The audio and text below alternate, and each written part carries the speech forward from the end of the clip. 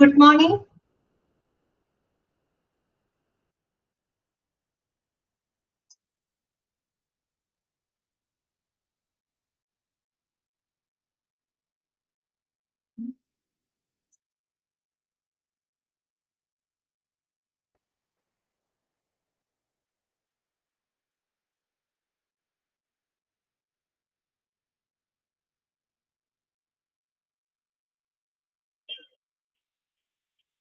Hey, Jasmine, good morning. Good morning. Okay. ആരെത്തിയിട്ടില്ല തോന്നണ എത്തിയിട്ടില്ല. Jasmine മാത്രമാണ് ജോയിൻ ചെയ്തിട്ടുള്ളത്. അല്ല ഇന്നലെ അങ്ങനെ ആയിരുന്നു. 7 പേരുണ്ടായിരുന്നു, പിന്നാലെ ഓരോരുത്തരായിട്ട് വന്നു. ആണല്ലേ? നമുക്ക് വേണമെങ്കിൽ വെയിറ്റ് ചെയ്യാം. ഓക്കെ. ഇനിയിപ്പോ നമ്മുടെ റിവിഷൻ ക്ലാസ് ആണല്ലോ. ഫസ്റ്റ് റിവിഷൻ 6th ചാപ്റ്റർ ആണോ? അതെ, 6th ചാപ്റ്റർ കേട്ടോ. നമ്മള് ട്രെയിനിങ് ആൻഡ് ഡെവലപ്മെന്റിന്റെ അന്ന് നമ്മൾ ടേം എക്സാമിന് മുമ്പായിട്ട് ചെറിയൊരു റിവിഷൻ നമ്മൾ ചെയ്തിരുന്നു. ഇനി നമ്മൾ ചാപ്റ്റർ നമ്പർ 6 ആണ് കേട്ടോ. അതിന്റെ ഒരു ചെറിയ ക്വസ്റ്റ്യൻ മറ്റൊക്കെ നമുക്കൊന്ന് ഡിസ്കസ് ചെയ്യാം കഴിഞ്ഞ ക്ലാസ്സിൽ. ഓക്കെ, ശരി. എക്സാം കൺഫ്യൂഷനാണ്. ക്വസ്റ്റ്യൻസ് വരുമ്പോഴേ എല്ലാ ക്വസ്റ്റ്യൻസും കാണുമ്പോൾ കേറില്ലേ, ഒക്കെ ഒരുപോലെ തോന്നാം. ഇനിയിപ്പോ ഒരേ ചാപ്റ്റർ വൈസ് ആകുമ്പോൾ വലിയ കുഴപ്പമുണ്ടാവില്ല എന്ന് കരുതണം. നമ്മളത് ക്വസ്റ്റ്യൻസ് പരിചയപ്പെട്ടാൽ മതി കേട്ടോ. ശരിയാണ്, എല്ലാം പഠിച്ചു വരുമ്പോൾ നമുക്ക് ഏകദേശം എല്ലാം ഒരുപോലെ തോന്നും. ഡിഗ്രി തന്നെ നമ്മൾ പഠിക്കുമ്പോ 4 സെക്ഷൻ ആയിട്ട് പഠിക്കുന്നുണ്ട്. ഇപ്പൊ അതിന് തന്നെ കുറെ ലീഗൽ സെക്ഷൻസ് നമ്മൾ പഠിക്കുമ്പോൾ അങ്ങോട്ടും ഇങ്ങോട്ടൊക്കെ മാറിപ്പോകാനുള്ള ഒരു ചാൻസ് കൂടുതലാണ് കേട്ടോ. അപ്പൊ നമ്മൾ ക്വസ്റ്റ്യൻസ് ഡിസ്കസ് ചെയ്യുമ്പോൾ നമുക്ക് ഏകദേശം ഒരു ഐഡിയയും കാര്യങ്ങളൊക്കെ കിട്ടും കേട്ടോ. ശരി, ഞാൻ ഓൾ മ്യൂട്ട് ചെയ്യാണ് കേട്ടോ. ഓൾ മ്യൂട്ട് ചെയ്യാനേ. ആരെങ്കിലും ജോയിൻ ചെയ്യുന്നുണ്ടെങ്കിൽ ചെയ്യട്ടെ. ഓക്കെ, ശ്രദ്ധിച്ചാൽ മതി. നമുക്ക് ജസ്റ്റ് ക്വസ്റ്റ്യൻസുകളൊക്കെ ഒന്ന് പരിചയപ്പെടാം. എങ്ങനെയൊക്കെയാണ് വരുന്ന ഒരു മോഡലൊക്കെ നമുക്ക് മനസ്സിലാക്കാം കേട്ടോ. ചാപ്റ്റർ നമ്പർ 6 നമ്മള് ഗ്രീവൻസ് ഹാൻഡ്ലിംഗ്, ഡിസിപ്ലിൻ, അതുപോലെ തന്നെ employee safety and health 4 topic ആയിട്ടാണ് നമ്മൾ അതിനെ ഹാൻഡിൽ ചെയ്യുന്നത്. ആദ്യം നമ്മൾ ഗ്രീവൻസ് പഠിച്ചു, പിന്നെ ഡിസിപ്ലിൻ ഒരു അച്ചടക്കമായിട്ട് ബന്ധപ്പെട്ടത്, പിന്നെ employee safety, then employee health. അങ്ങനെ നമ്മൾ 4 ഡിവിഷൻസ് ആയിട്ടാണ് ഇതിന് പരിചയപ്പെട്ടത്. ഓക്കെ, സായിച്ച് ജോയിൻ ചെയ്തിട്ടുണ്ട്. ഓക്കെ, ഇപ്പൊ നമ്മള് സായിച്ച് നമ്മളിപ്പോ ഒരു റിവിഷൻ ക്ലാസ് ആണ് എടുക്കുന്നത് കേട്ടോ. ഓക്കെ, ചാപ്റ്റർ നമ്പർ 6 നമ്മൾ കഴിഞ്ഞ ക്ലാസ്സിൽ പറഞ്ഞിട്ടുണ്ടായിരുന്നു. നമ്മൾ എടുത്ത ചാപ്റ്ററിനെ ബേസ് ചെയ്തിട്ട് ക്വസ്റ്റ്യൻസും കാര്യങ്ങളൊക്കെ നമുക്കൊന്ന് ഡിസ്കസ് ചെയ്യാമെന്ന് നമ്മൾ പറഞ്ഞിട്ടുണ്ടായിരുന്നു. അങ്ങനെ ഒരു ക്ലാസ് ആണ് കേട്ടോ ഇന്നത്തേത്. ഓക്കെ, അപ്പോ ഗ്രീവൻസ് ഹാൻഡ്ലിംഗ്, ഡിസിപ്ലിൻ, അതുപോലെ തന്നെ എംപ്ലോയി സേഫ്റ്റി ആൻഡ് ഹെൽത്ത്, അങ്ങനെ നമ്മൾ 4 ടോപ്പിക്കുകളായിട്ടാണ് അതിനെ ഹാൻഡിൽ ചെയ്യുന്നത് കേട്ടോ.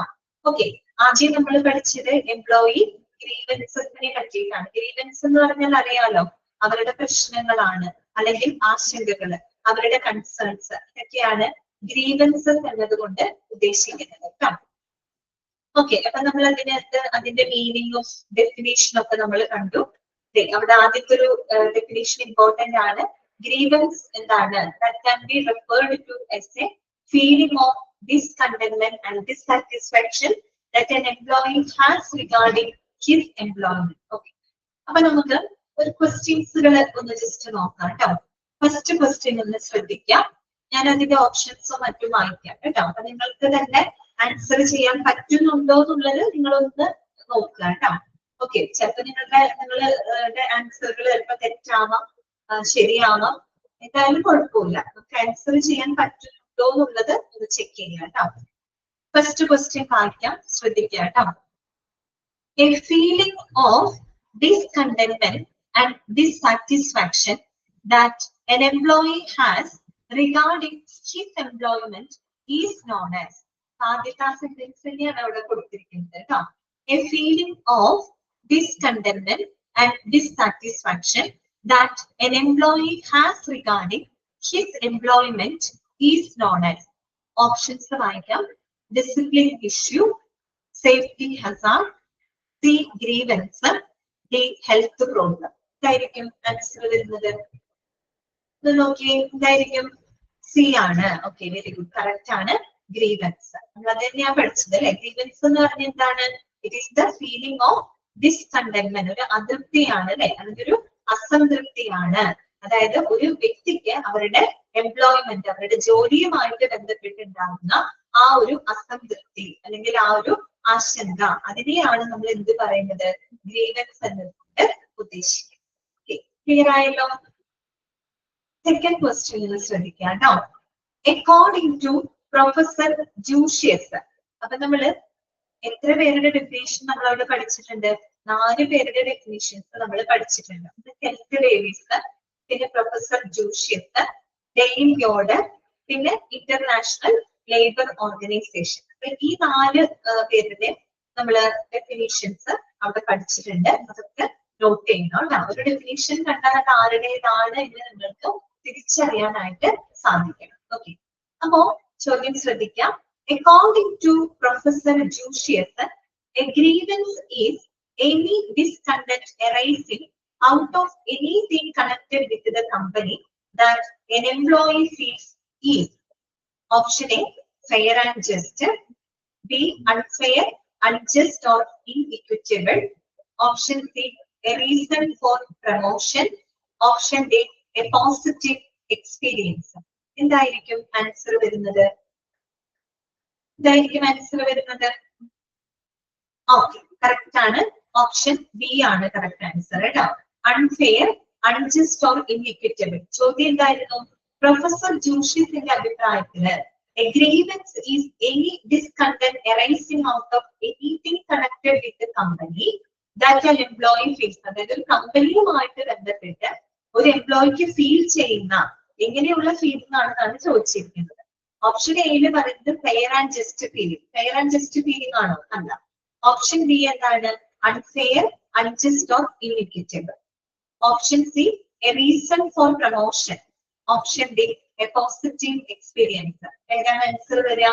ബി ആണ് അൺഫെയർ ആയിട്ടുള്ളത്, അല്ലെങ്കിൽ അൺജസ്റ്റ് ഓർ ഇൻഇക്വിറ്റബിൾ ആണ് ആൻസർ ആയിട്ട് വരും. ഓക്കെ, ക്ലിയർ ആണല്ലോ? അടുത്ത ക്വസ്റ്റ്യൻ ഇതാണ്.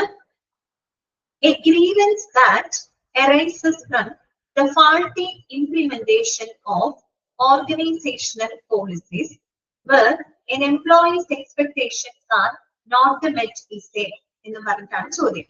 ശ്രദ്ധിക്കാം. A grievance that arises from the faulty implementation of organizational policies where an employee's expectations are not met is a dash. നമ്മള് ഫോംസ് ഓഫ് ഗ്രീവൻസസ് പഠിച്ചിരുന്നു അല്ലെ. പ്രധാനമായിട്ടും 3 ഫോംസ് ഓഫ് ഗ്രീവൻസസ് ആണ് നമ്മൾ പരിചയപ്പെട്ടത്. ഒന്ന് ഫാക്ച്വൽ ഗ്രീവൻസ്, ഫാക്ച്വൽ അല്ല കേട്ടോ, ഫാക്ച്വൽ ആണ് കേട്ടോ, factual grievance. 2 imaginary grievance, 3 disguised grievance. അങ്ങനെ 3 ഫോംസ് ഓഫ് ഗ്രീവൻസുകളാണ് നമ്മൾ പരിചയപ്പെട്ടത്. അപ്പോ ചോദ്യം ഇതാണ്, ഏത് ഗ്രീവൻസ് ആണ് that arises from the faulty implementation of organisational policies. അതായത് ഒരു ഓർഗനൈസേഷന്റെ പോളിസീസുകളുടെ ഇംപ്ലിമെന്റേഷൻ ശരിയായ രീതിയിൽ അല്ലാതെ വരികയാണ് അല്ലെ, ശരിയായ രീതിയിൽ ഇംപ്ലിമെന്റ് ചെയ്യാതിരിക്കുന്നത് മൂലം എംപ്ലോയീസിന്റെ പ്രതീക്ഷകള് നിറവേറ്റപ്പെടുന്നില്ല. അത്തരത്തിലുള്ള ഫോം ഓഫ് ഗ്രീവൻസിനെ നമ്മൾ എന്താണ് പറയുന്നത്? Option A factual grievance, option B imaginary grievance, option C disguised grievance. ഏതാണ് ആൻസർ പറയാമോ? ഓപ്ഷൻ ഡി ഉണ്ട് കേട്ടോ, പോസിറ്റീവ് ഗ്രീവൻസ്. ഏതാണ്? എ ആണ് ആൻസർ അല്ലെ, അത് എ ആണ് കറക്റ്റ് ആൻസർ. ഏതാണ്? ഫാക്ച്വൽ ഗ്രീവൻസ് കേട്ടോ. അവിടെ നമ്മൾ പഠിക്കുന്നുണ്ട് കേട്ടോ, relationship of employer and employees based on the organisation. അവിടെ ഒരു എംപ്ലോയറും എംപ്ലോയിയും തമ്മിലുള്ള റിലേഷൻഷിപ്പ് എന്ന് പറഞ്ഞൊരു കോൺട്രാക്റ്റിനെ ബേസ് ചെയ്തിട്ടാണ് അല്ലെ. ആ ഒരു കോൺട്രാക്റ്റില് കൃത്യമായിട്ട് എംപ്ലോയീസിന്റെ എക്സ്പെക്ടേഷൻസ് എന്തൊക്കെയാണെന്ന് സ്പെസിഫൈ ചെയ്തിട്ടുണ്ടായിരിക്കും അല്ലെ. അവരുടെ റിക്വയർമെന്റ്സുകളൊക്കെ സാറ്റിസ്ഫൈ ചെയ്യുന്നതിനായിട്ടുള്ളൊരു കോൺട്രാക്ട് കൂടിയാണ്. പക്ഷെ ഈ എക്സ്പെക്ടേഷൻ സാറ്റിസ്ഫൈ ചെയ്യാത്ത സാഹചര്യങ്ങൾ ചെയ്യാതെ വരുമ്പോഴാണ് എംപ്ലോയിക്ക് ആ ഒരു അസംതൃപ്തി അനുഭവപ്പെടുന്നത്. ആ ഒരു ഡിസപ്പോയിന്റ്മെന്റിനെയാണ് നമ്മൾ എന്ത് പറയുന്നത്? ഫാക്ച്വൽ ഗ്രീവൻസ് എന്ന് നമ്മൾ പറയുന്നത്. ഓക്കെ, അപ്പൊ പ്രത്യേകം അവിടെ കൊടുത്തിട്ടുണ്ട്, these grievances are due to faulty implementation of organizational policies. Organisation പോളിസികളുടെ ശരിയായ രീതിയിൽ ഇംപ്ലിമെന്റ് ചെയ്യാതിരിക്കുമ്പോഴാണ് ഇത്തരത്തിലുള്ള പ്രോബ്ലംസ് ഉണ്ടാകുന്നത്. അങ്ങനെ എടുത്തു പറഞ്ഞിട്ടുണ്ട്. സോ ഇറ്റ് ഇസ് ആൻസർ ഏതാണ്? ഫാക്ച്വൽ ഗ്രീവൻസ് ആണ്. ഓക്കെ, അടുത്തത് കേട്ടോ, അടുത്ത ചോദ്യം ശ്രദ്ധിക്കാം. When an employee is dissatisfied due to a wrong perception, negative attitude, or incorrect information, it is a dash. Option A, factual grievance. Option B, imaginary grievance. Option C, disguised grievance. Option D, valid grievance. ഇതായിരിക്കും answer വരിക. Option B correct ആണ്, imaginary grievance. നമ്മൾ പറയുന്നുണ്ട് അല്ലെ, imaginary grievance എന്ന് പറയുന്നത് ഒരു വ്യക്തി സ്വന്തമായിട്ട് ഉണ്ടാക്കിയെടുക്കുന്നതാണ്. കാര്യം അയാളുടെ ഒരു തെറ്റായ പെർസെപ്ഷൻ കാരണമുണ്ട്, അല്ലെങ്കിൽ അയാളുടെ ഒരു നെഗറ്റീവ് ആറ്റിറ്റ്യൂഡ്, അല്ലെങ്കിൽ ശരിയായ രീതിയിൽ കാര്യങ്ങൾ തെറ്റിദ്ധാരണ ഇതിന്റെയൊക്കെ പുറത്തുണ്ടാവുന്ന ഒരു എംപ്ലോയിയുടെ ഉള്ളിൽ ഉണ്ടാവുന്ന ഗ്രീവൻസിനെയാണ് നമ്മൾ ഇമാജിനറി ഗ്രീവൻസ് എന്ന് പറയുന്നത്. ശരിയായൊരു ഗ്രീവൻസ് ആയിരിക്കില്ല, അത് എംപ്ലോയിയുടെ ഉള്ളിലുള്ള അവരുടെ തെറ്റായിട്ടുള്ള ഒരു പെർസെപ്ഷൻ കൊണ്ട്, അല്ലെങ്കിൽ അവരുടെ ഉള്ളിലുള്ള ഒരു നെഗറ്റീവ് ആറ്റിറ്റ്യൂഡ് കൊണ്ട്, ശരിയായ ഒരു ഇൻഫർമേഷൻസ് അവർക്ക് ലഭിക്കാത്തത് കൊണ്ട് അവരുടെ ഉള്ളിൽ ഉണ്ടാവുന്ന ഗ്രീവൻസിനെയാണ് നമ്മൾ ഇമാജിനറി ഗ്രീവൻസ് എന്ന് പറയുന്നത്. Answer is imaginary grievance. കേട്ടല്ലോ, ഇവിടെ എഴുതിയിട്ടുണ്ട് imaginary grievances arises when an employee is dissatisfied due to his wrong perception, negative attitude, and incorrect information. Okay. This wrong perception can have long-term impact on the organization. It may develop a negative image of the organization in front of his employees, which may decrease their work efficiency. Okay, clear? Okay, then. Question ഒക്കെ കേൾക്കുമ്പോൾ നിങ്ങൾക്ക് answer ചെയ്യാൻ പറ്റുന്നുണ്ടെന്ന് ഞാൻ വിചാരിക്കുന്നു കേട്ടോ. Okay, അല്ലെങ്കിൽ നിങ്ങൾ നമ്മൾ ഈ ഇതൊക്കെ പറയുന്ന സമയത്ത് ഇങ്ങനെയുള്ള കാര്യങ്ങൾ ഫോക്കസ് ചെയ്തുകൊണ്ട് പഠിക്കാൻ ശ്രമിക്കുക കേട്ടോ. അടുത്ത ചോദ്യം ശ്രദ്ധിക്കാം. A grievance where an employee is not aware of the true reason for their dissatisfaction. അത് ഏത് ഫോം ഓഫ് ഗ്രീവൻസ് എന്നാണ് ചോദിക്കുന്നത്. Option A, factual grievance. B, imaginary grievance. C, disguised grievance. D, open grievance. ഏതാണ് നിങ്ങൾ പറയുക answer?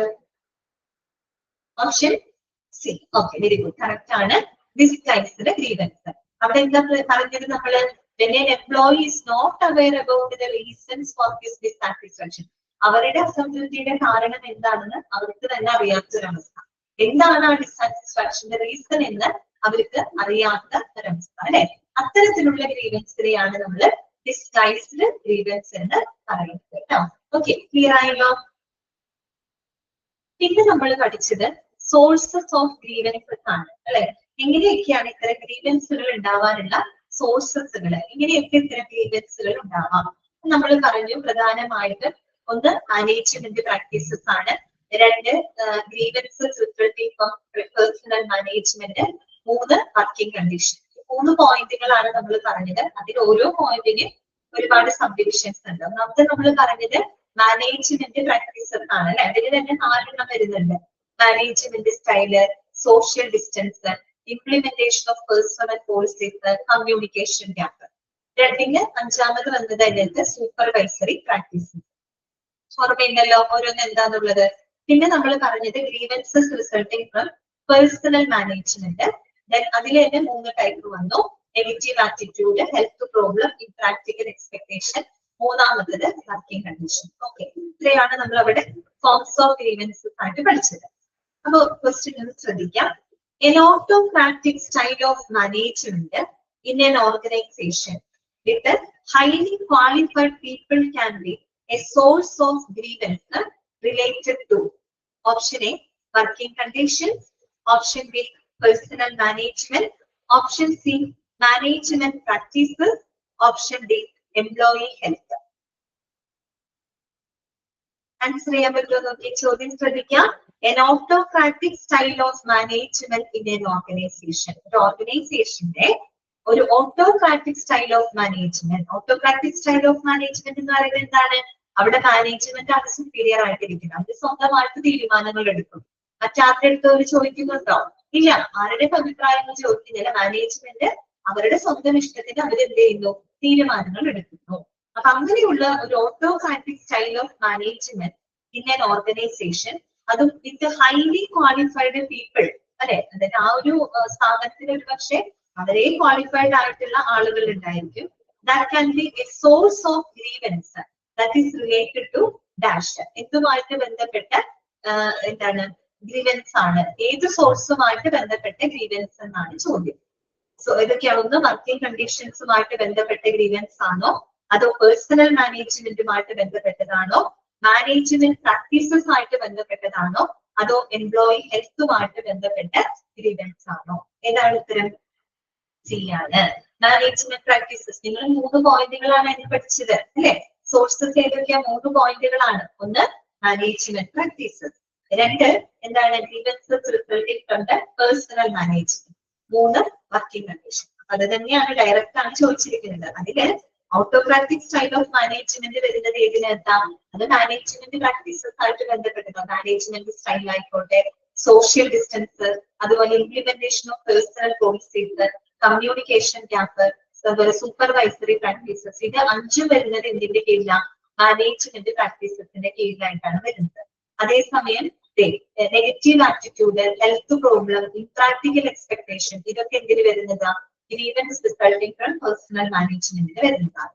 പിന്നെ working കണ്ടീഷൻസുമായിട്ട് ബന്ധപ്പെട്ട് ധാരാളം അവിടെ കൊടുത്തിട്ടുണ്ട് കേട്ടോ. ഓക്കെ, ക്ലിയർ ആയല്ലോ?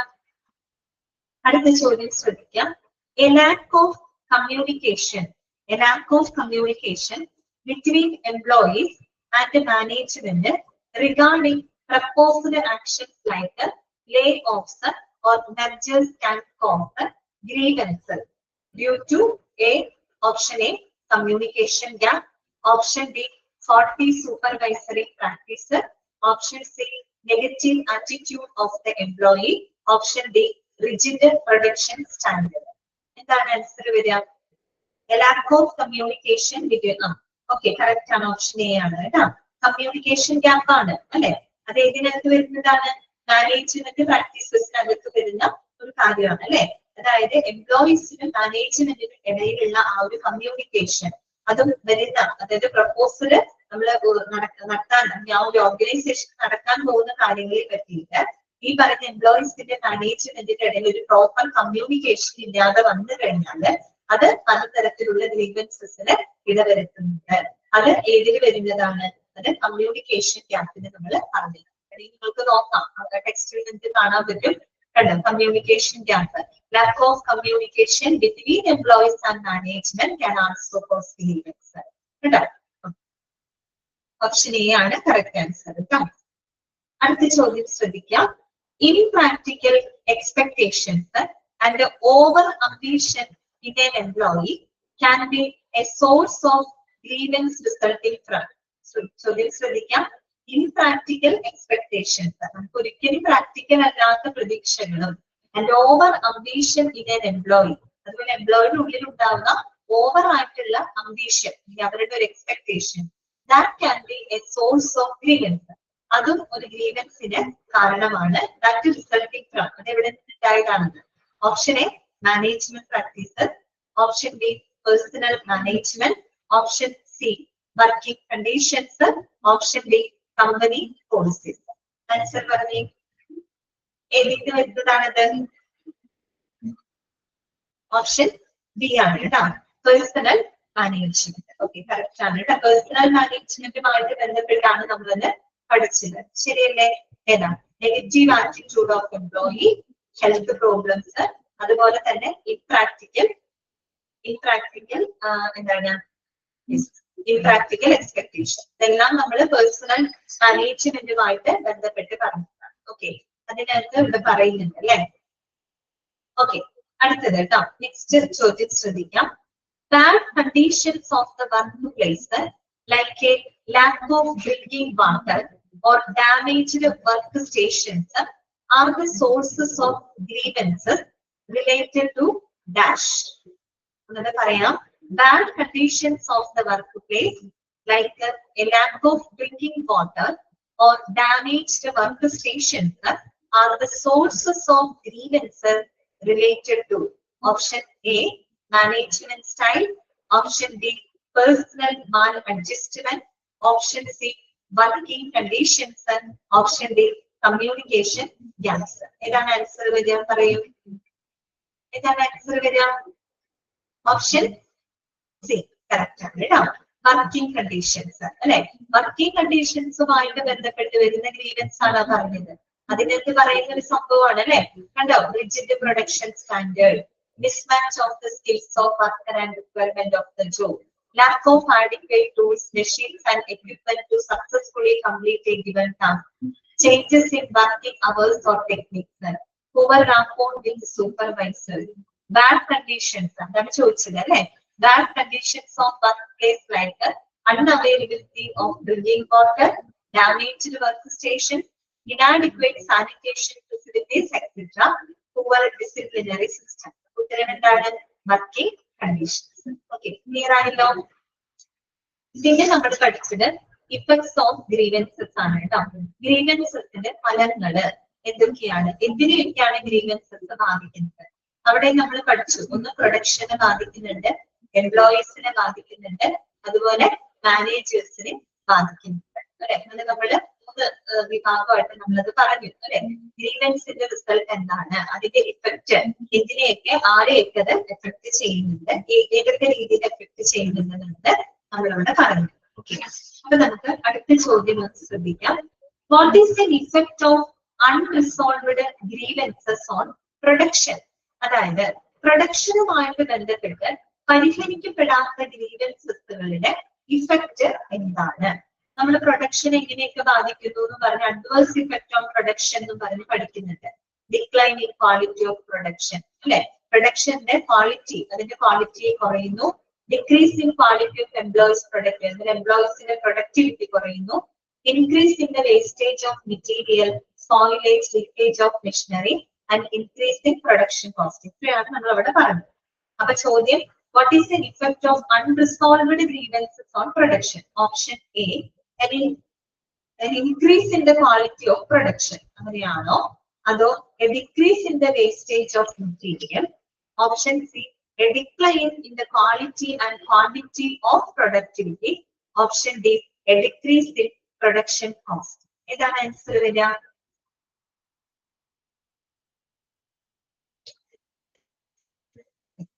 കറക്റ്റ് ആണ്, ഓപ്ഷൻ സി ആണ് കേട്ടോ. അതായത് A decline in the quality and quantity of productivity അല്ലെ. നമ്മൾ ഈ പറയുന്ന പ്രൊഡക്ടിവിറ്റി അല്ലെ, അതിന്റെ ഉത്പാദനക്ഷമത, അതിന്റെ ക്വാളിറ്റീനെയും ക്വാണ്ടിറ്റീനെയും അത് കുറയ്ക്കുകയാണ് ചെയ്യുന്നത്. ബാക്കിയെല്ലാം പോസിറ്റീവ് ആയിട്ടാണ് പറഞ്ഞിരിക്കുന്നത് അല്ലെ. ഓപ്ഷൻ എ എന്തായിരുന്നു? Increase in the quality of production, പ്രൊഡക്ഷന്റെ ക്വാളിറ്റി കൂടുന്നു. അങ്ങനെയാണോ സംഭവിക്കുന്നത്? ഗ്രീവൻസ് വരുമ്പോൾ പ്രൊഡക്ഷന്റെ ക്വാളിറ്റി കൂടുകയാണ് ചെയ്യുക, അല്ല കുറയുകയാണ് ചെയ്യുക അല്ലെ. ഓപ്ഷൻ ബി എന്തായിരുന്നു? A decrease in the wastage of material, മെറ്റീരിയൽസിന്റെ വേസ്റ്റേജ് കുറയുന്നു, അതും സംഭവിക്കില്ല. ഓപ്ഷൻ ഡി എന്തായിരുന്നു? A decrease in production cost, production cost കുറയുന്നു, അതാണ് ആൻസർ. അല്ല, ഇതൊക്കെ പോസിറ്റീവ് ആയിട്ടുള്ള രീതിയിലാണ് പറഞ്ഞത്. എന്താണ് ശരിക്കും സംഭവിക്കുന്നത്? Decline in the quality and quantity of productivity, പ്രൊഡക്ടിവിറ്റിയിലുള്ള ക്വാളിറ്റി എല്ലാം തന്നെ ഡിക്ലൈൻ ചെയ്യാണ്, കുറയാണ്. സോ ഡി ആണ് ആൻസർ കേട്ടോ. അടുത്തത് നമ്മള് അതിന്റെ ഓരോ ഇഫക്റ്റുകൾ നമ്മൾ മനസ്സിലാക്കി. എംപ്ലോയീസിന് എങ്ങനെയാണ് അത് ബാധിക്കുന്നത്, മാനേജേഴ്സിന് എങ്ങനെയാണ് എഫക്ട് ചെയ്യുന്നത്, അതൊക്കെ നിങ്ങൾ മനസ്സിലാക്കി വായിച്ചു നോക്കണം കേട്ടോ. ഓക്കെ, നമ്മൾ ക്ലാസ്സിൽ പറഞ്ഞതാണ്. പിന്നെ നമ്മൾ പഠിച്ചത് ഗ്രീവൻസ് റിഡ്രസൽ പ്രൊസീജിയർ ആണ് കേട്ടോ. ഗ്രീവൻസ് റിഡ്രസൽ പ്രൊസീജിയർ ആണ് പിന്നെ നമ്മൾ പരിചയപ്പെടുന്നത്. ഓക്കെ, എന്താണ് ഗ്രീവൻസ് ഹാൻഡ്ലിംഗ് പ്രൊസീജിയർ അഥവാ റിഡ്രസൽ പ്രൊസീജിയർ എന്ന കറക്റ്റ് ഡെഫിനിഷൻ ആയിട്ട് അവിടെ കൊടുത്തിട്ടുണ്ട് അല്ലെ. Grievance handling procedure or grievance redressal procedure is the formal system for dealing with the employee grievances. അതായത് എംപ്ലോയീസിന്റെ ഗ്രീവൻസസ് കൈകാര്യം ചെയ്യുന്നതിനായിട്ടുള്ള വളരെ ഫോർമൽ ആയിട്ടുള്ള ഒരു സിസ്റ്റമാണ് ഗ്രീവൻസ് റിഡ്രസൽ പ്രൊസീജിയർ അഥവാ ഗ്രീവൻസ് ഹാൻഡ്ലിംഗ് പ്രൊസീജിയർ എന്ന് പറയുന്നത്. പിന്നെ നമ്മൾ ഗ്രീവൻസ് റിഡ്രസൽ പ്രൊസീജിയറിന്റെ സ്റ്റെപ്സുകൾ അതൊക്കെ നമ്മൾ പരിചയപ്പെട്ടു. ഐഡന്റിഫിക്കേഷൻ ഓഫ് ഗ്രീവൻസസ്, ആദ്യം നമ്മൾ ഗ്രീവൻസസ് തിരിച്ചറിയണം. പിന്നെ ഡിഫൈൻ കറക്റ്റ് ചെയ്യണം. എന്താണ് ഗ്രീവൻസ് എന്നുള്ളത് വ്യക്തമായി അവിടെ ഡിഫൈൻ ചെയ്തിരിക്കണം.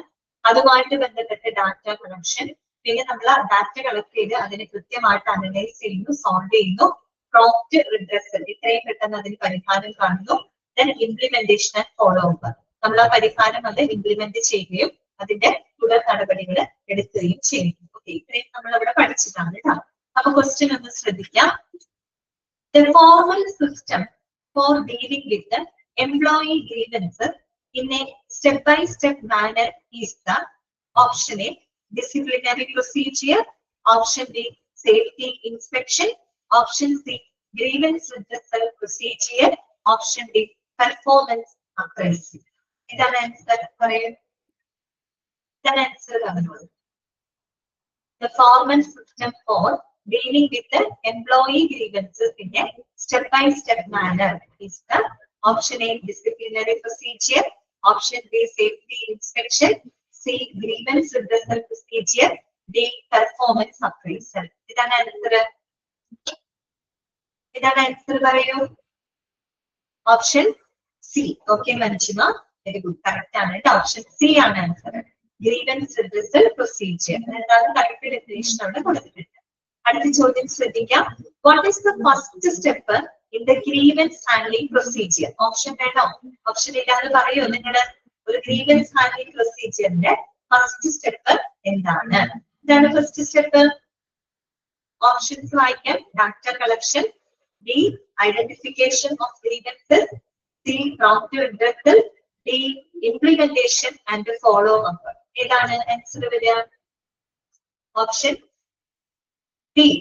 കറക്റ്റ് ആണ് കേട്ടോ ജാസ്മിൻ, മഞ്ജിമ, കറക്റ്റ് ആണ്. ഓപ്ഷൻ ബി ആണ് അല്ലെ. Identification of grievance. ആദ്യം എന്ത് വേണം? ഗ്രീവൻസ് തിരിച്ചറിയണം അല്ലെ. അത് കൃത്യമായിട്ട് നമ്മൾ തിരിച്ചറിയണം, എന്നിട്ട് അത് ഡിഫൈൻ ചെയ്യണം. അങ്ങനെയാണ് ആ സ്റ്റെപ്പ് പോകുന്നത്. ഓക്കെ, അടുത്ത ക്വസ്റ്റ്യൻ ശ്രദ്ധിക്കാം. After A grievance has been identified and defined. രണ്ട് സ്റ്റെപ്പ് അവിടെ കഴിഞ്ഞു കേട്ടോ. After a grievance has been identified and defined, what is the next step? Option A data collection, option B analyze and solve, option C prompt redressal, option D implementation. ഏതാണ്? Jasmine, Manjima, okay, correct answer ആണ് option A. Data collection. ആദ്യം നമ്മൾ grievance identify ചെയ്തു, രണ്ടാമത് നമ്മൾ അത് കൃത്യമായിട്ട് define ചെയ്തു. അത് രണ്ടും ചെയ്യുന്ന അടുത്ത സ്റ്റെപ്പ് എന്താണ്? അതുമായിട്ട് ബന്ധപ്പെട്ട് ഡാറ്റ കളക്ട് ചെയ്യാനുള്ളതാണ്. ഡാറ്റ കളക്ഷൻ ആണ്, എ ആണ് ആൻസർ കേട്ടോ. ഓക്കെ, നെക്സ്റ്റ് കേട്ടോ. അടുത്ത സ്റ്റെപ്പ് നോക്കാം. അടുത്ത ചോദ്യം. The final step in the grievance handling procedure which checks the effectiveness of the solution. അതായത് ഹാൻഡ്ലിംഗ് ഗ്രീവൻസ് ഹാൻഡ്ലിംഗ് പ്രൊസീജിയറുടെ ഫൈനൽ സ്റ്റെപ്പ് ആണ്. ആ സ്റ്റെപ്പ് എന്ന് പറഞ്ഞാൽ that checks the effectiveness of the solution. നമ്മൾ നടപ്പിലാക്കിയിട്ടുള്ള സൊല്യൂഷൻസിന്റെ ആ ഒരു ഇഫക്റ്റീവ്നെസ് അത് ചെക്ക് ചെയ്യുന്ന ഫൈനൽ സ്റ്റെപ്പ് ഏതാണ്? Option A data collection, option B analyse and solve, option C prompt redressal, option D implementation and follow up. ഏതാണ് ആൻസർ വരിക? ഓപ്ഷൻ മഞ്ജിമ പറഞ്ഞ ആൻസർ ഓപ്ഷൻ ബി. ജാസ്മിൻ പറഞ്ഞത് ബി ആണ് കേട്ടോ. ഓക്കെ, അപ്പൊ ആൻസർ, കറക്റ്റ് ആൻസർ എന്ന് പറയുന്നത് ഓപ്ഷൻ ബി ആണ് കേട്ടോ. ഓക്കെ, ബി ആണ് കറക്റ്റ് ആൻസർ. അതായത് ഫൈനൽ സ്റ്റെപ്പ് ആണ് ചോദിച്ചിരിക്കുന്നത്. ഫൈനൽ സ്റ്റെപ്പ് എന്താണ്? ഇംപ്ലിമെന്റേഷൻ ആൻഡ് ഫോളോ അപ്പ് അല്ലെ. അല്ലാതെ എന്തെല്ലാം ബി അല്ല കേട്ടോ. ബി എന്താണ്? അനലൈസ് ആൻഡ് സോൾവ് അല്ല. അനലൈസ് ആൻഡ് സോൾവ് ഇടയ്ക്ക് വരുന്ന സ്റ്റെപ്പ് ആണ്. ഓക്കെ, ഫൈനൽ സ്റ്റെപ്പ് എന്ന് പറഞ്ഞാൽ ഏതാണ്? അത് ഇംപ്ലിമെന്റേഷൻ ആൻഡ് ഫോളോ അപ്പ്. അത് കറക്റ്റ് ഓർഡറിൽ നിങ്ങൾ മനസ്സിലാക്കി വെക്കണം കേട്ടോ. ഓക്കെ, അപ്പൊ അത് ശ്രദ്ധിക്കുക, തെറ്റിപ്പോകരുത് കേട്ടോ. Identification of grievance define correctly, data collection, data collect ചെയ്താൽ എന്നിട്ട് അത് നമ്മൾ അനലൈസ് ചെയ്യും. കിട്ടിയ ഡാറ്റ നമുക്കൊന്ന് അനലൈസ് ചെയ്ത് നോക്കണം. Analyse and solve. അത് നമ്മൾ ആ ഡാറ്റ നമ്മൾ അനലൈസ് ചെയ്ത് അത് സോൾവ് ചെയ്യും. ഓക്കെ, നമുക്ക് ഡാറ്റ കിട്ടുക എന്ന് പറയുന്ന ഒരു ബൾക്ക് ഓഫ് ഡാറ്റയാണ് നമ്മുടെ കയ്യിൽ കിട്ടുന്നത്. അതിന് നമ്മൾ എന്ത് ചെയ്യണം? മുറിച്ച് നമ്മൾ അതിനെ അനലൈസ് ചെയ്ത് സോൾവ് ചെയ്യണം. ഓക്കെ, അത് കഴിഞ്ഞിട്ടാണ് നമ്മളൊരു പ്രോംപ്റ്റ് റിഡ്രസൽ നടത്തുന്നത്. അതായത് പെട്ടെന്ന് ഒരു പരിഹാരം നമ്മൾ കണ്ടെത്തി കഴിഞ്ഞാൽ നമുക്ക് എന്ത് ചെയ്യാം? ഇംപ്ലിമെന്റ് ചെയ്യാം. ഇതാണ് ഫൈനൽ സ്റ്റെപ്പ്. ഇംപ്ലിമെന്റ് ചെയ്യൽ മാത്രമല്ല, ഫോളോ അപ്പ് ചെയ്യാം. നമ്മൾ ആ തുടർ നടപടികളും എടുക്കും. ഇംപ്ലിമെന്റ് ചെയ്യുന്നത് പ്രോപ്പർ ആയിട്ട് പോകുന്നുണ്ടോ, ഫോളോ ചെയ്യുന്നുണ്ടോ എന്നുള്ളത് നമ്മൾ അവിടെ നോക്കണം അല്ലെ. ഇതാണ് ഫൈനൽ സ്റ്റെപ്പ്. ഓക്കെ, അപ്പൊ ഇത്രയും കാര്യങ്ങൾ മനസ്സിലായല്ലോ. പിന്നെ നമ്മൾ പഠിച്ചത് ഗ്രീവൻസ് മെഷീനറി ആണ് അല്ലെ. ഗ്രീവൻസ് മെഷീനറി അത് ഏത് ആക്ട് പ്രകാരമാണ്? ഗ്രീവൻസുമായിട്ട് ബന്ധപ്പെട്ട ആക്ട് എന്ന് പറഞ്ഞാൽ നിങ്ങളുടെ മനസ്സിലേക്ക് ഓടി വരുന്നത് ഇൻഡസ്ട്രിയൽ ഡിസ്പ്യൂട്ട് ആക്ട് ആണ്. ആദ്യം നിങ്ങൾ പഠിക്കേണ്ടത് ഇൻഡസ്ട്രിയൽ ഡിസ്പ്യൂട്ട് ആക്ടിന്റെ വർഷമാണ് കേട്ടോ. 1947. നിങ്ങളൊരു കാര്യം ചെയ്തേ, അതൊന്ന് ജസ്റ്റ് വായിച്ചു നോക്കി. Industrial dispute act 1947. Grievance machinery under industrial dispute act. അത് തൊട്ട് അതിന്റെ ലാസ്റ്റ് 8ാമത്തെ പോയിന്റ് വരെ ഒന്ന് ജസ്റ്റ് വായിക്കും കേട്ടോ. നമുക്ക് അതുമായിട്ട് ബന്ധപ്പെട്ട ക്വസ്റ്റ്യൻസ് ഒന്ന് വായിച്ചു നോക്കാം. വായിച്ചേ.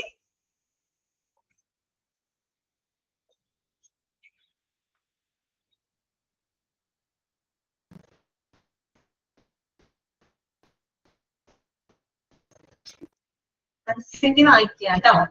ആ ഒരു ഭാഗം മനസ്സിലുള്ള പോലെ വായിക്കും. നമുക്ക് വായിച്ചിട്ട് അതിന് ഏത് രീതിയിലൊക്കെയാണ് ക്വസ്റ്റ്യൻ തന്നിട്ടുള്ളത് നോക്കാം.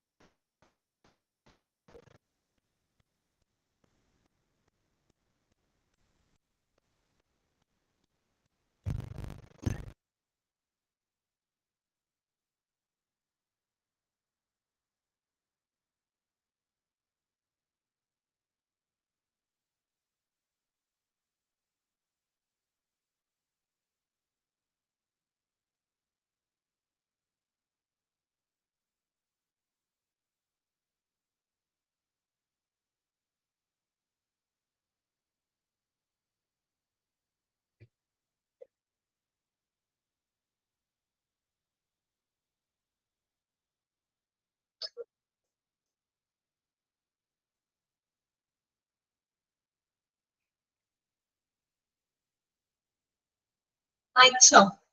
വായിച്ചു നോക്കിയോ? ഓക്കെ, അപ്പൊ നമുക്ക് അതുമായിട്ട് ബന്ധപ്പെട്ട് വായിച്ചു നോക്കിയില്ല, ജസ്റ്റ് വായിച്ചു നോക്കൂ കേട്ടോ.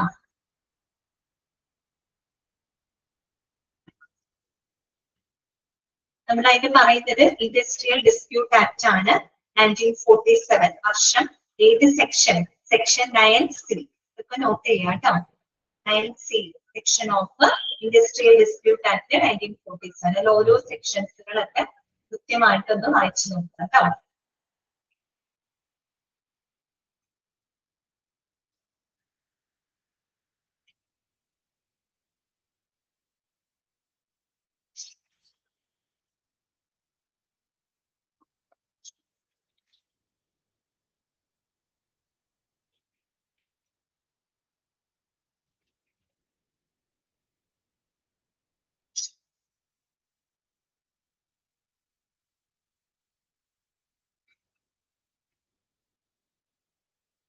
ഓക്കെ, ക്വസ്റ്റ്യൻ ഒന്ന് ശ്രദ്ധിക്കാം കേട്ടോ. ചോദ്യം ശ്രദ്ധിക്കാം. Under the Industrial Dispute Act 1947, every industrial establishment with 20 or more workmen must have a option A safety committee, option B disciplinary committee, option C grievance redressal committee, option D health and wellness committee. എന്താണ് പറയുന്നത്? Under the Industrial Dispute Act 1947, every industrial establishment with 20 or more workmen must have, അതായത് 1947 industrial dispute act അനുസരിച്ച് ഏതൊരു ഇൻഡസ്ട്രിയിലും, അതായത് 20 or 20 കൂടുതലോ ജീവനക്കാർ work ചെയ്യുന്ന ഏതൊരു ഇൻഡസ്ട്രിയിലും മസ്റ്റ് ഹാവ്, നിർബന്ധമായിട്ടും ഉണ്ടായിരിക്കേണ്ടത് എന്താണ് എന്നാണ് ചോദിച്ചിരിക്കുന്നത്. ഓപ്ഷൻ എ സേഫ്റ്റി കമ്മിറ്റി ആണോ, ഓപ്ഷൻ ബി ഡിസിപ്ലിനറി കമ്മിറ്റി ആണോ, option C grievance redressal committee ആണോ, അതോ option D health and wellness committee ആണോ? ഏതാണ്? ഗ്രീവൻസ് റിഡ്രസൽ കമ്മിറ്റി അല്ലെ, സി ആണ് ആൻസർ. ആദ്യത്തെ സെക്ഷൻ തന്നെ അതാ പറയുന്നത്. Every industrial establishment employee 20 or more workmen shall have one or more grievance redressal committee. ഏത് കമ്മിറ്റിയെ പറ്റിയാണ് പറയുന്നത്? ഗ്രീവൻസ് റിഡ്രസൽ കമ്മിറ്റി ആണ് വേണ്ടത്. ഓക്കെ, ക്ലിയർ ആയല്ലോ? അടുത്ത ചോദ്യം ശ്രദ്ധിച്ചേ. The grievance redressal committee must consist of an equal number of members from the, എവിടെ നിന്നാണ് കേട്ടോ? Option A government and the employer, option B employer and the workmen, option C union and the government, option D workmen and the family. ഏതാണ് answer വരിക? Option D ആണ് അല്ലെ, അതായത് employer and workmen. രണ്ടാമത്തെ point നോക്കിയാൽ മതി. The grievance redressal committee shall consist of an equal number of members from employer and workmen. Correct ആയിട്ട് അവിടെ കൊടുത്തിട്ടുണ്ട് അല്ലെ. സോ അത് നോട്ട് ചെയ്ത് വെക്കുക കേട്ടോ. ഓക്കെ, ക്ലിയർ ആയോ? അങ്ങനെയുള്ള ക്വസ്റ്റ്യൻസ് ഒക്കെയാണ്. പിന്നെ അതിൽ പറയുന്ന പോയിന്റുകളൊക്കെ ഓർമ്മയുണ്ടല്ലോ. Chairperson of the grievance redressal committee shall be selected from employer and from workmen. അതും alternatively or rotation basis every year. അത് പുറത്ത് വെക്കുക കേട്ടോ. അതായത് ഈ ഗ്രീവൻസ് റിഡ്രസൽ കമ്മിറ്റിയിലെ ചെയർപേഴ്സൺ എന്ന് പറയുമ്പോൾ അവര് ചെയർപേഴ്സൺ നമ്മൾ എംപ്ലോയറിന്റെ ഭാഗത്ത് നിന്ന് തെരഞ്ഞെടുക്കുന്നുണ്ട്, എംപ്ലോയീസിന്റെ ഭാഗത്ത് നിന്ന് തെരഞ്ഞെടുക്കുന്നതും ആൾട്ടർനേറ്റീവ് ആയിട്ടുണ്ട്. ഈ വർഷം എംപ്ലോയറിന്റെ ഭാഗത്ത് നിന്ന് തെരഞ്ഞെടുത്താൽ അടുത്ത വർഷം എംപ്ലോയീസിന്റെ ഭാഗത്ത് നിന്നായിരിക്കും. പിന്നത്തെ വർഷം എഗെയിൻ എംപ്ലോയർ, പിന്നെ എംപ്ലോയി, അങ്ങനെ ഓരോ വർഷത്തിലും ആൾട്ടർനേറ്റീവ് ആയിട്ടാണ് സെലക്ട് ചെയ്യുന്നത്. പിന്നെ ഏറ്റവും ഇമ്പോർട്ടന്റ് ആയിട്ടുള്ള വേറൊരു പോയിന്റ് അവിടെ പറയുന്നുണ്ട്. Total number of members of a grievance redressal committee shall not exceed more than 6. ഇതൊക്കെ നോട്ട് ചെയ്യാം കേട്ടോ. ഒരു ഗ്രീവൻസ് റിഡ്രസൽ കമ്മിറ്റിയിലെ അംഗങ്ങളുടെ എണ്ണം 6 എണ്ണത്തിൽ കൂടുതലാവാനായിട്ട് പാടില്ല. മാക്സിമം 6 എണ്ണം വരാനായിട്ട് പാടുള്ളൂ. അത് നമ്മൾ പറഞ്ഞിരുന്നു. അറിയാവുന്നിടത്തോളം ഒരു വുമൺ മെമ്പർ 2 മെമ്പേഴ്സേ ഉള്ളെങ്കിൽ അതിൽ ഒരെണ്ണം സ്ത്രീയും ഒരെണ്ണം പുരുഷനാകും. 6 മെമ്പേഴ്സ് ഉണ്ടെങ്കിൽ 3 എണ്ണം സ്ത്രീയും 3 എണ്ണം പുരുഷൻ എന്നുള്ള രീതിയിലായിരിക്കണം അവിടെ ഫോളോ ചെയ്യുന്നത് കേട്ടോ. ഓക്കെ, അപ്പൊ അത്രയും കാര്യങ്ങളൊക്കെയാണ് അവിടെ പ്രത്യേകമായിട്ട് നിങ്ങൾ നോട്ട് ചെയ്യേണ്ടത് കേട്ടോ. ക്ലിയർ ആണല്ലോ? ഇനി നമ്മൾ അടുത്തത് പഠിച്ചത് ഗ്രീവൻസ് റെസൊല്യൂഷൻ മെത്തേഡ് ആണ്. നമ്മൾ ഗ്രീവൻസുകളെ എങ്ങനെയൊക്കെ നമുക്ക് സോൾവ് ചെയ്യാം അല്ലെ. നമ്മൾ പ്രധാനമായിട്ടും 5 മെത്തേഡുകൾ അവിടെ പഠിച്ചിരുന്നു അല്ലെ. ഇതൊക്കെയാണ് കളക്റ്റീവ് ബാർഗൈനിങ്, രണ്ടാമത്തേത് mediation, third one conciliation, fourth one arbitration, fifth one adjudication അല്ലെ. അതൊന്ന് വായിച്ചു നോക്കി. 5 മെത്തേഡുകൾ ഒന്ന് വായിച്ചു നോക്കി. ഇത് വളരെ ഇമ്പോർട്ടന്റ് ആയിട്ടുള്ള ഒരു ഭാഗമാണ് കേട്ടോ. 5 മെത്തേഡുകൾ വളരെ ഇമ്പോർട്ടന്റ് ആണ്. ഗ്രീവൻസ് റെസൊല്യൂഷൻ മെത്തേഡുകൾ 5 ഒന്ന് വായിച്ചു നോക്കി. എന്നിട്ട് അതുമായിട്ട് ബന്ധപ്പെട്ട ക്വസ്റ്റ്യൻസ് നമുക്ക് പരിചയപ്പെടും. വായിക്കും കേട്ടോ.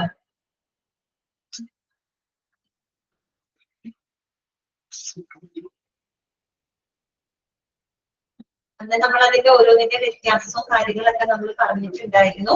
ഓക്കെ, അതെല്ലാം മനസ്സിലാക്കിക്കൊണ്ട് വായിക്കാം കേട്ടോ.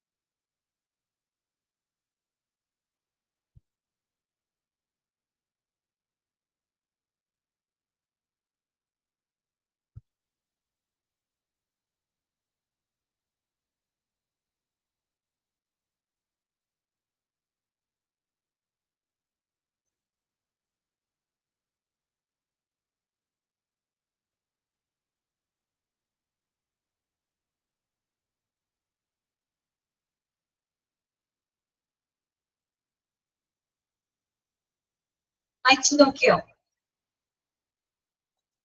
ഓരോന്ന് വായിച്ചു നോക്കിയോ? ചോദ്യം ശ്രദ്ധിക്കുക കേട്ടോ. First question, a voluntary method of grievance handling. A voluntary method of grievance handling using a neutral third party before arbitration is called. അതിൽ ഏത് മെത്തേഡാണെന്നാണ് ചോദിക്കുന്നത്. വോളണ്ടറി മെത്തേഡാണ്. സ്വമേധയാ ഉള്ള ഒരു ഗ്രീവൻസ് ഹാൻഡ്ലിംഗ് ആണ് അവിടെ നടക്കുന്നത്. അതായത് ഇരു കൂട്ടർക്കും ഇടയിലുള്ള തർക്കങ്ങള് അവര് തന്നെ മുൻകൈ എടുത്ത്, അതിന് ഏതെങ്കിലും ഒരു കക്ഷി സ്വമേധയാ മുൻകൈ എടുത്ത് തീരുമാനിക്കുകയാണ് അല്ലെ. അതായത് സൊല്യൂഷൻ കണ്ടെത്താണ്. അവിടെ ഒരു ന്യൂട്രൽ തേർഡ് പാർട്ടി ഉണ്ടായിരിക്കും.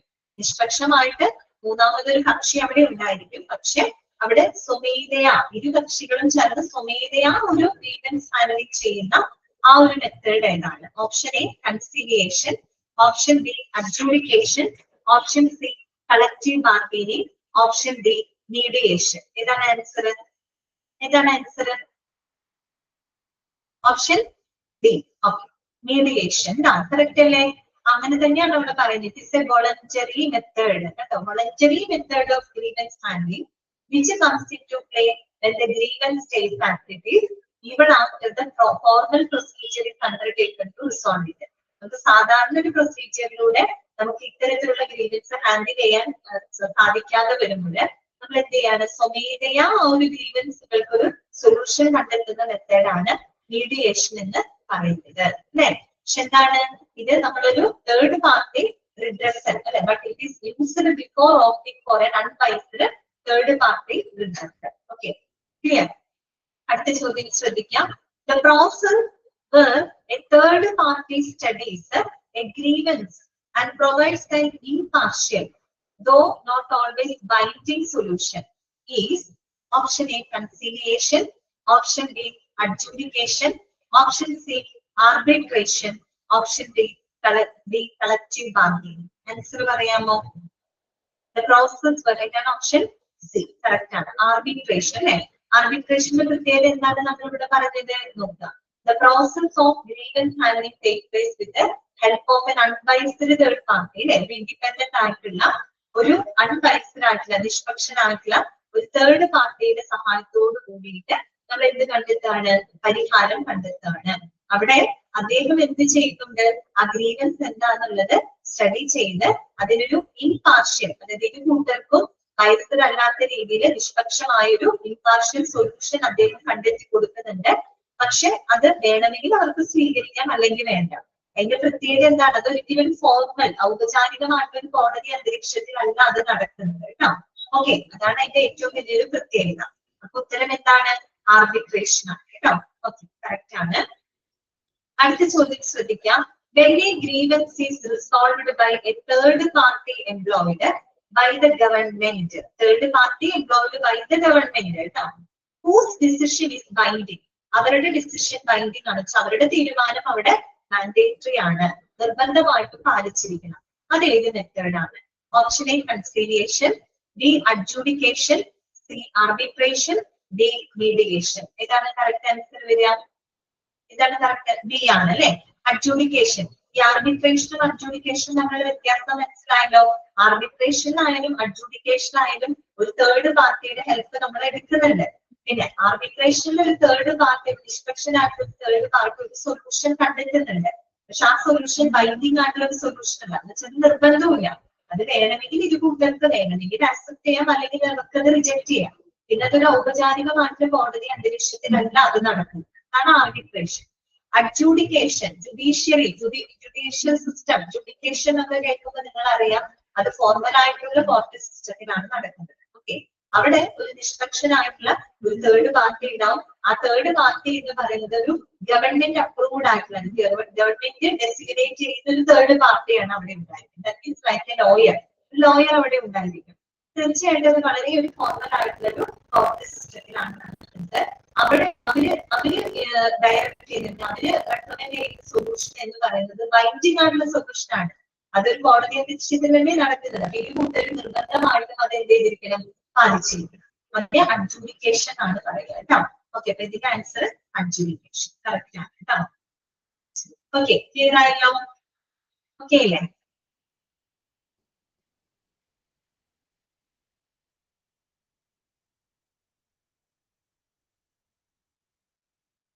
നെക്സ്റ്റ് നമ്മള് പഠിച്ചത്, നെക്സ്റ്റ് നമ്മള് എസെൻഷ്യൽസ് പഠിച്ചു അല്ലെ? Essentials of grievance redressal procedure. അതായത് ഒരു ഗ്രീവൻസ് റിഡ്രസൽ പ്രൊസീജിയർ ഏറ്റവും നല്ല രീതിയിൽ ഇംപ്ലിമെന്റ് ചെയ്യുന്നതിന് വേണ്ടിയിട്ടുള്ള കാര്യങ്ങള്, റിക്വയർമെന്റ്സുകൾ എന്തൊക്കെയാണ് നമ്മൾ പറഞ്ഞു. ഓക്കെ, അപ്പോ ഈ ചോദ്യം ശ്രദ്ധിക്കാം. When a grievance is resolved by, പറഞ്ഞതാണ് ഈ ചോദ്യം ശ്രദ്ധിക്കാം. An essential of a good grievance redressal procedure is that it should be, അതെങ്ങനെയായിരിക്കണം? Okay, an essential of a good grievance redressal procedure, ഒരു നല്ല ഗ്രീവൻസ് റിഡ്രസൽ പ്രൊസീജിയറിന് ഏറ്റവും അത്യാവശ്യമായിട്ടുള്ള ഒന്ന് എന്താണെന്നാണ് ചോദിച്ചിരിക്കുന്നത്. Option A complex and lengthy, option B known only to management, option C simple and prompt, option D legally non complete. ഇങ്ങനെയായിരിക്കണം.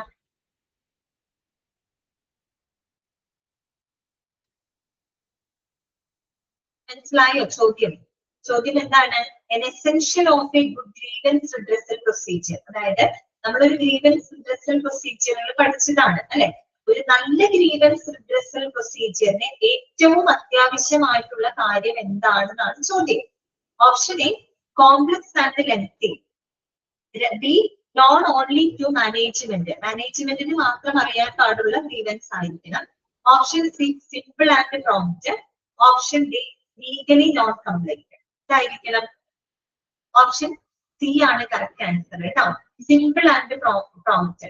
നമ്മളവിടെ പഠിച്ച പോയിന്റുകളാണ് ചോദിക്കുന്നത്. സിംപ്ലിസിറ്റി അല്ലെ, പിന്നെ പ്രോംപ്റ്റ്നെസ്. ഇത് രണ്ടും എന്താണ്? ഒരു നല്ല ഗ്രീവൻസ് റിഡ്രസൽ പ്രൊസീജിയർ ഉണ്ടായിരിക്കേണ്ട എസെൻഷ്യൽസ് ആയിട്ടുള്ള കാര്യങ്ങളാണ്. പ്രോംപ്റ്റ്നെസ്സും അതുപോലെ സിംപ്ലിസിറ്റി അല്ലെ, പെട്ടെന്ന് ഏറ്റവും പ്രോംപ്റ്റ് ആയിട്ട് ഏറ്റവും പെട്ടെന്ന് പരിഹാരം കണ്ടെത്തേണ്ടത് ഒരു അത്യാവശ്യമായ കാര്യം. അതുപോലെ തന്നെ ഒരു സിംപ്ലിസിറ്റി, അതായത് നമ്മളൊരു ഗ്രീവൻസ് റിഡ്രസൽ നടത്തുമ്പോൾ ഒരുപാട് കോംപ്ലിക്കേഷൻ ഒന്നും ഇല്ലാതെ പരമാവധി കുറഞ്ഞ സ്റ്റെപ്സുകളിൽ നമുക്ക് എന്ത് ചെയ്യാൻ പറ്റണം? അതിന് പരിഹാരം കണ്ടെത്താനായിട്ട് സാധിക്കണം. അവിടെ ആൻസർ സിമ്പിൾ ആൻഡ് പ്രോംപ്റ്റ് എന്നാണ് വരുന്നത് കേട്ടോ. Okay, clear. പിന്നെ നമ്മൾ പഠിച്ചത് advantages of grievance redressal procedure ആണ് കേട്ടോ. ഒരു ഗ്രീവൻസ് റിഡ്രസൽ പ്രൊസീജിയറിന്റെ അഡ്വാൻറ്റേജസും അതുപോലെ തന്നെ ഡിസ്അഡ്വാൻറ്റേജസുമാണ് നമ്മൾ പിന്നെ പരിചയപ്പെട്ടത്. ഓക്കെ, ക്ലിയർ ആയോ? അപ്പൊ അത്രയും നമ്മൾ ഗ്രീവൻസുമായിട്ട് ബന്ധപ്പെട്ടതാണ് കേട്ടോ. അപ്പൊ നിങ്ങൾ പഠിക്കുമ്പോൾ ശ്രദ്ധിക്കുക, ഗ്രീവൻസ് എന്താണ്, അതിന്റെ 4 ഡെഫിനിഷൻസുകൾ ഇമ്പോർട്ടന്റ് ആണ് കേട്ടോ. അതുപോലെ തന്നെ ഗ്രീവൻസ് റിഡ്രസൽ പ്രൊസീജിയർ, അതിന്റെ സ്റ്റെപ്പുകള്, പിന്നെ അങ്ങനെയൊക്കെയുള്ള പോയിന്റ്. പിന്നെ നമ്മൾ ഗ്രീവൻസുമായിട്ട് ബന്ധപ്പെട്ട് പഠിച്ച ആക്ട് ആണ് ഇൻഡസ്ട്രിയൽ ഡിസ്പ്യൂട്ട് ആക്ട് 1947. അതിന്റെ സെക്ഷൻ 9C ആണ് നമ്മൾ പരിചയപ്പെട്ടത്. അതിൽ ഓരോ സെക്ഷൻ എന്താണ് ഉദ്ദേശിക്കുന്നത് അതൊക്കെ നിങ്ങൾ നോട്ട് ചെയ്ത് വെക്കുക കേട്ടോ. അതുപോലെ ഗ്രീവൻസ് റിഡ്രസലിന്റെ അഡ്വാൻറ്റേജസും ഡിസ്അഡ്വാൻറ്റേജസും ഒക്കെ മനസ്സിലാക്കും. പിന്നെ നമ്മൾ പഠിച്ചത് അതുപോലെ ഏറ്റവും ഇമ്പോർട്ടന്റ് ആയിട്ടുള്ള ഭാഗമാണ് കേട്ടോ ഇത് ഗ്രീവൻസ് റെസൊല്യൂഷൻ മെത്തേഡ് കേട്ടോ. അതൊരു കാരണവശാലും നിങ്ങൾ സ്കിപ്പ് ചെയ്തത്. ഗ്രീവൻസ് റെസൊല്യൂഷൻ മെത്തേഡ് 5 പോയിന്റുകൾ പഠിച്ചിട്ടുണ്ട്. 5ഉം നിങ്ങൾ വ്യക്തമായിട്ട് കൃത്യമായിട്ട് മനസ്സിലാക്കണം കേട്ടോ. അത് അതിന്റെ പ്രത്യേകത തന്നിട്ട് ഇത് ഏത് മെത്തേഡ് ആണെന്ന് നിങ്ങളോട് ചോദിക്കാവുന്നതാണ് കേട്ടോ. പിന്നെ ഒരു നല്ല ഗ്രീവൻസ് റിഡ്രസൽ പ്രൊസീജിയറിൽ ഉണ്ടായിരിക്കേണ്ട എസെൻഷ്യൽസ് ആയിട്ടുള്ള കാര്യങ്ങൾ എന്തൊക്കെയാണ്. പിന്നെ നമ്മൾ പഠിച്ച ടോപ്പിക് എംപ്ലോയി ഡിസിപ്ലിൻ ആണ് അല്ലെ. എംപ്ലോയി ഡിസിപ്ലിൻ ആണ്. ഓക്കെ, ജസ്റ്റ് അതൊന്ന് വായിച്ചേ നിങ്ങൾ. Employee discipline, meaning and definition of discipline, അതുപോലെ തന്നെ അതിന്റെ 2 ഡെഫിനിഷൻസ്. അതുവരെ ഒന്ന് വായിച്ചേ, അതുവരെ ഒന്ന് ജസ്റ്റ് വായിച്ചേ.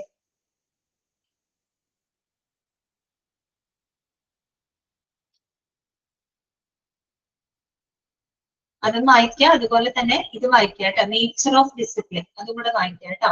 നേച്ചർ ഓഫ് ഡിസിപ്ലിനിലെ 6 പോയിന്റ് നമ്മൾ പഠിക്കുന്നുണ്ട് അവിടെ. Standard behaviour, motivating force, positive or negative nature, voluntary or imposed, right of the management, controlling force. അങ്ങനെ ഒരു 6 പോയിന്റ് അതിനകത്ത് പഠിക്കുന്നുണ്ട്. അതുവരെ ഒന്ന് വായിക്കാം കേട്ടോ.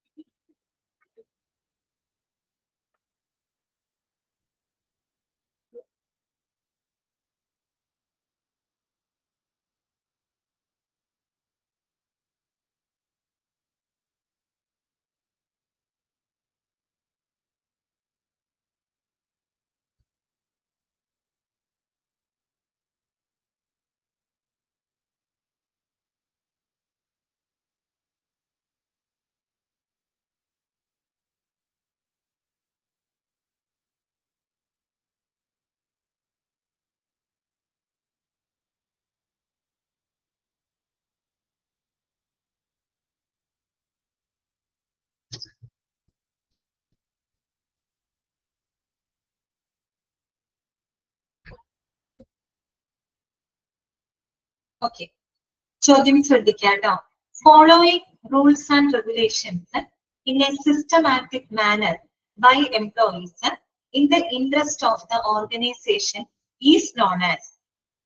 Option A grievance, option B indiscipline, option C discipline, option D safety. എന്താണ് ആൻസർ വരിക? എന്താണ് ആൻസർ?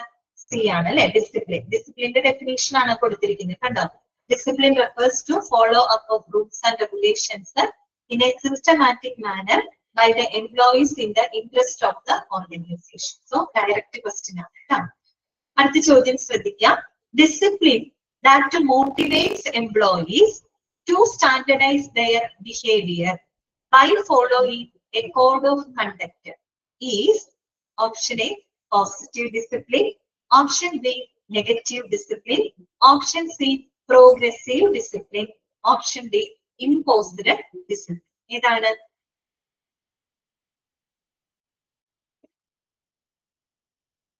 ആൻസർ പറയൂ. അതായത് discipline that motivates employees to standardize their behavior by following a code of conduct. ഇവിടെ നിന്നുള്ള ക്വസ്റ്റ്യൻ ആണെന്നറിയോ? Type of discipline. വിവിധ type of disciplines നമ്മൾ പഠിച്ചില്ലേ? Positive discipline, negative discipline, progressive discipline അല്ലെ? അതിൽ നിന്നുള്ള ക്വസ്റ്റ്യൻ ആണ് കേട്ടോ. അപ്പോ ഇത് എംപ്ലോയിനെ മോട്ടിവേറ്റ് ചെയ്യുന്ന ഡിസിപ്ലിൻ ആണ്. അതായത് എംപ്ലോയീസിനെ ഒരു കോഡ് ഓഫ് കണ്ടക്റ്റിലൂടെ, കൃത്യമായ ഒരു പെരുമാറ്റച്ചട്ടത്തിലൂടെ ഈ പറയുന്ന എംപ്ലോയീസിന്റെ ബിഹേവിയർ സ്റ്റാൻഡർഡൈസ് ചെയ്യാൻ മോട്ടിവേറ്റ് ചെയ്യുന്ന ഡിസിപ്ലിനെ നമ്മൾ ഏത് ടൈപ്പാണ്? പോസിറ്റീവ് ഡിസിപ്ലിൻ ആണോ, നെഗറ്റീവ് ഡിസിപ്ലിൻ ആണോ, പ്രോഗ്രസീവ് ഡിസിപ്ലിൻ ആണോ, അഥവാ ഇംപോസ്ഡ് ഡിസിപ്ലിൻ ആണോ? ഏതാണ് ആൻസർ? ആൻസർ കിട്ടുന്നില്ലേ? ഓപ്ഷൻ എ ആണ് കേട്ടോ, പോസിറ്റീവ് ഡിസിപ്ലിൻ ആണ്. ഓക്കെ, ഇവിടെ പറയുന്നുണ്ട് പോസിറ്റീവ് ഡിസിപ്ലിൻ എന്താണെന്നുള്ളത് കേട്ടോ. ഓക്കെ, കണ്ടോ? Motivates the employees of the organisation to standardise their behaviour. കണ്ടോ? ഇങ്ങനെയുള്ള കാര്യങ്ങളൊക്കെ നല്ലപോലെ വായിച്ച് മനസ്സിലാക്കുക കേട്ടോ. ഓക്കെ, ഇവിടെ വായിക്കുമ്പോൾ എന്ത് ചെയ്താൽ മതി? മനസ്സിലാക്കി വായിച്ചാൽ മതി. മനസ്സിലാക്കി കാര്യങ്ങൾ എന്താന്നുള്ളത് ആ കൺസെപ്റ്റ് മനസ്സിലാക്കി വായിച്ചാൽ മാത്രം മതി കേട്ടോ. പിന്നെ നിങ്ങൾക്ക് ക്വസ്റ്റ്യൻസ് ഒക്കെ വായിക്കുമ്പോൾ കൺസെപ്റ്റ് ക്ലിയർ ആണെങ്കിൽ വേറെ വിഷയമൊന്നുമില്ല, പെട്ടെന്ന് ആൻസർ കണ്ടെത്താനായിട്ട് പറ്റും കേട്ടോ. അടുത്ത ചോദ്യം ശ്രദ്ധിക്കാം. When disciplinary policies are enforced on employees through warnings and punishments, നമ്മൾ പണിഷ്മെന്റിലൂടെ അല്ലെങ്കിൽ മുന്നറിയിപ്പുകളിലൂടെയൊക്കെ നമ്മൾ ഒരു എംപ്ലോയീസിന്റെ മേലെ ഈ പറയുന്ന ഡിസിപ്ലിനറി പോളിസീസുകൾ അടിച്ചേൽപ്പിക്കാം. അങ്ങനെയുള്ള ഡിസിപ്ലിനെ നമ്മൾ എന്താണ് പറയുന്നത്? Option A positive discipline, option B negative discipline, option C self imposed discipline, option D voluntary discipline. ഇതാണ് ആൻസർ വരിക. ഓപ്ഷൻ സി ആണോ വരിക? സി ആണോ ആൻസർ? അല്ല, ബി ആണ് കേട്ടോ. നെഗറ്റീവ് ഡിസിപ്ലിൻ ആണ്. നെഗറ്റീവ് ഡിസിപ്ലിന്റെ പ്രത്യേകതയിൽ നമ്മൾ പറയുന്നുണ്ട് disciplinary policies R enforced on employees. Self imposed എന്ന് പറയുന്നത് എന്താണ്? അത് സ്വമേധയാ നമ്മൾ ഇമ്പോസ് ചെയ്ത ഡിസിപ്ലിൻ ആണ് സെൽഫ് ഇമ്പോസ്ഡ്. ഇവിടെ അങ്ങനെയല്ല, ഡിസിപ്ലിനറി പോളിസികൾ നമ്മൾ എംപ്ലോയീസിന്റെ മേലെ അടിച്ചേൽപ്പിക്കുകയാണ്. ഓക്കെ, അതിന് നമ്മൾ എന്താ പറയാ? അത് നെഗറ്റീവ് ഡിസിപ്ലിൻ ആണ്. സെൽഫ് ഇമ്പോസ്ഡ് ഡിസിപ്ലിൻ എന്ന് പറഞ്ഞാൽ അതല്ല, നമ്മൾ സെൽഫായിട്ട്, നമ്മൾ സ്വന്തമായിട്ട് ആരും നമ്മൾ അടിച്ചേൽപ്പിക്കുന്നില്ല, നമ്മൾ സ്വന്തമായിട്ട് നമ്മൾ ഡിസിപ്ലിൻ പാലിക്കുന്നതിനെയാണ് സെൽഫ് ഇമ്പോസ്ഡ് എന്ന് പറയുന്നത്. സോ ഇതിന്റെ ആൻസർ നെഗറ്റീവ് ഡിസിപ്ലിൻ ആണ് കേട്ടോ. ക്ലിയർ ആയോ? അടുത്ത ചോദ്യം. A policy that involves taking mild disciplinary actions initially and moving to more severe punishments for repeated offenses. അതായത് ഈ ഒരു ഡിസിപ്ലിനറി പോളിസി, അതിനാദ്യം നമ്മൾ വളരെ മൈൽഡ് ആയിട്ടുള്ള ഡിസിപ്ലിനറി ആക്ഷൻസ് നമ്മൾ എടുക്കും, അതിനുശേഷം കുറേയും കൂടെ സിവിയർ പനിഷ്മെന്റിലോട്ട് പോകും. ഓക്കെ, ഇങ്ങനെയുള്ള ഡിസിപ്ലിനറി ടൈപ്പ് ഏതാണ്?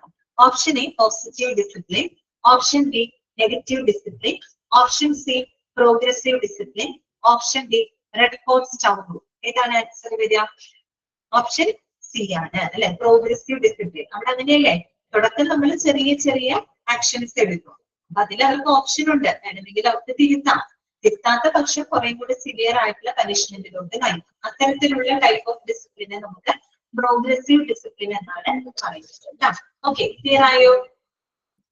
നമുക്ക് ഇന്നത്തെ ക്ലാസ് അവസാനിപ്പിക്കാം കേട്ടോ. നമുക്കൊരു ക്ലാസ് കൂടെ കിട്ടുകയാണെങ്കിൽ നമുക്ക് ഇതുപോലെ തന്നെ ഒരു ചെറിയൊരു റിവിഷൻ നമുക്ക് നടത്താം കേട്ടോ. അപ്പോ നിങ്ങള് ഞാൻ പറഞ്ഞത് ഓർത്താൽ മതി. ക്ലാസ് കറക്റ്റ് ആയിട്ട് കേട്ടിട്ടുള്ളവർക്ക് മനസ്സിലായിട്ടുണ്ടാവും. അതായത് നമ്മള് പഠിക്കുന്ന സമയത്ത് അതിന്റെ ഓരോ കൺസെപ്റ്റുകളും നിങ്ങൾ ക്ലിയർ ആയിട്ട് പോവുക കേട്ടോ. അതുപോലെ ഒരു പ്രത്യേക കാര്യമൊക്കെ നമ്മൾ എംപ്ലോയിയുടെ സേഫ്റ്റി, ഹെൽത്ത് അതൊക്കെ പഠിക്കുമ്പോൾ അതിനകത്ത് നമ്മൾ ഒരുപാട് ലീഗൽ സെക്ഷൻസ് പഠിക്കുന്നുണ്ട് കേട്ടോ. അപ്പൊ നിങ്ങൾ അത് നോട്ട് ചെയ്ത് പഠിക്കും. ഓരോ സെക്ഷനും ഇന്നത്തെ നമ്പർ സെക്ഷൻ അത് എന്തുമായിട്ട് ബന്ധപ്പെട്ടതാണ്, അല്ലെ? ഓരോ നമ്പർ സെക്ഷൻസും എന്തുമായിട്ട് ബന്ധപ്പെട്ടതാണ് കൃത്യമായിട്ട് മനസ്സിലാക്കി വെക്കണം. അതിൽ നിന്നൊക്കെ ക്വസ്റ്റ്യൻസ് ഡയറക്റ്റ് ചോദിക്കണം. അപ്പൊ നമുക്ക് ഇന്നത്തെ ക്ലാസ് വൈൻഡപ്പ് ചെയ്യാം കേട്ടോ.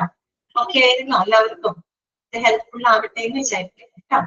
ഏകദേശം ഈ പറയുന്ന ക്വസ്റ്റ്യൻസ് ഏത് രീതിയിലാണ് വരുന്നതെന്നൊക്കെ ഒന്ന് നിങ്ങൾക്ക് മനസ്സിലാക്കാൻ വേണ്ടിയിട്ടാണ് കേട്ടോ നമ്മൾ ഇങ്ങനൊരു ക്ലാസ് ചെയ്യുന്നത്.